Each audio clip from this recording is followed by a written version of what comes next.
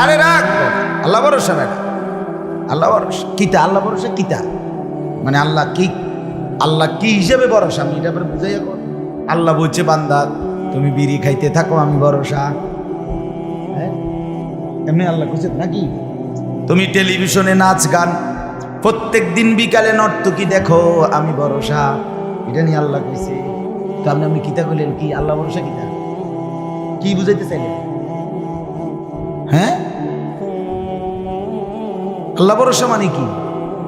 মানে আপনি গুনার উপরে মৃত্যু পর্যন্ত টিকে থাকবেন আর আল্লাহ ভরসা, এটাই না? নবী সাল্লাল্লাহু আলাইহি সাল্লাম সুপারিশ করবেন মানে কি? নবীজি সুপারিশ করবেন এই কথার অর্থ কি? এই কথার অর্থ এই যে উম্মত তুমি বিড়ি সিগারেট মদ জুয়া চুরি ডাকাতি জিনা ব্যভিচার নাচ গান সুদ ঘুষ তোমার যে দুর্শল্যে কুলা মৃত্যু পর্যন্ত শেষ মুহূর্ত পর্যন্ত তুমি করতে থাকো, আমি সুপারিশ করে করে তোমার বেহেশতে দিই, এই তো অর্থ না? তো কি তা আপনি বলেন আমারে কি আসলে কি? আরে মুসলমান খুব বেশি খামখেয়ালি, খুব বেশি খামখেয়ালি। এবার দেখেন একটা শক্ত কথা আল্লাহ বলছে, আম আবরামু আমরান ফাইন্না মুবরিমুন। আল্লাহ বলে জালেমরা পাপীরা তোরা আমার আযাব থেকে বাঁচবার কোনো ব্যবস্থা করেছো কিনা তোমরা ঠিক করো। ফাইন্না মুবরিমুন, আমি তোমাগরে কেমনে ধরবো শাস্তি দেব কি কি এগুলো আমি আল্লাহ আমারগুলো ঠিক করে ফেলেছি। যে আম আবরামু আমরান, তারা কি কোনো ব্যবস্থা করেছে কিনা জিজ্ঞেস করেন। ফাইন্না মুবরিমুন, আমার ব্যবস্থা আমি করে রাখছি। বুঝেন নাই কথাটা? আল্লাহ বলেন আমার শাস্তি দেব কি কি, আমার আযাব দেব কি কি আমি সব ঠিক করে রাখছি জাহান্নামে। তুমি বান্দা বাঁচবা কেমনে তোমারটা তুমি ঠিক করছো কিনা বলো। এবার শেষ আয়াত, আম ইয়াহসাবুনা আন্না লা নাসমাউ সিররাহুম ওয়া নাজওয়াহুম। আল্লাহ বলে নাফরমান পাপীরা জালেমরা দুশমনরা মনে করে আমি তাদের গোপন কথা অন্ধকারের গোপন পরামর্শ একেবারে চুপচাপ নিরিবিলি কথাগুলো আমি শুনতে পাই না। কারণ ইয়ারফোন লাগাই রাখছে না, কানের মধ্যে দুইটা বল্টু লাগাইলে তার আল্লাহ শুনে না, কথা কয় না। হ্যাঁ, আল্লাহ জিজ্ঞেস করছে তুমি এই ভাবছো না তুমি যে কানের মধ্যে গান শুনবার টাইমে ইয়ারফোনের বল্টু লাগাইয়া রাখো, তুমি মনে করছো না ফরমান মাইনসে না শুনে না, তো মাইনসে যখন শুনে না আমিও শুনি না নাকি? জবাব দেন, ওই যুবক বলো না মিয়া।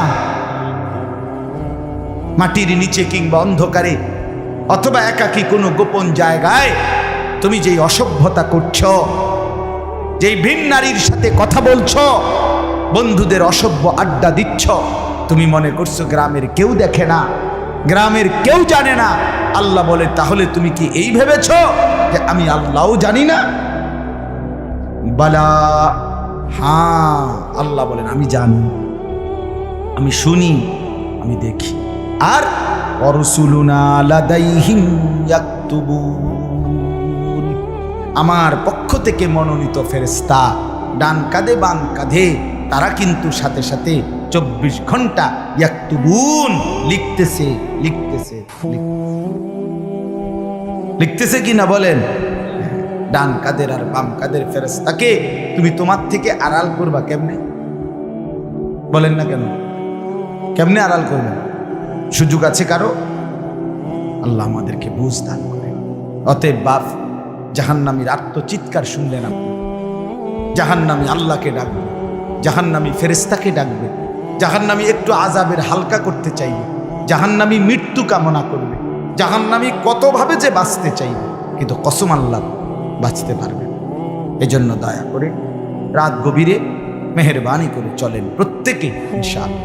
সিদ্ধান্ত শেষ পর্যন্ত যে কয়জন যুবক টিকে রইলা, বসে রইলা, ভাইয়া তোমাদের কাছে অনুরোধ, আজকের থেকেই বদলাও ভাইয়া।